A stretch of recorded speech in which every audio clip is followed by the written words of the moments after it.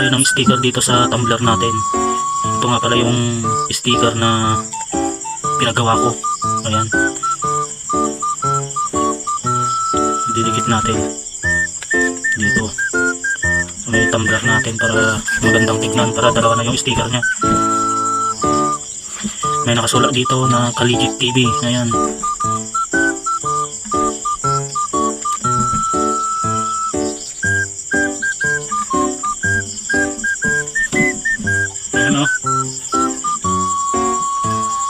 okay na.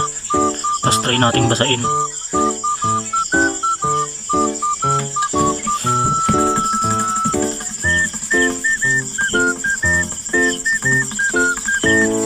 Pa-comment naman kung maganda yung sticker natin.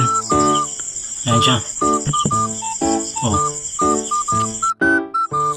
So basahin na natin. Ayan o.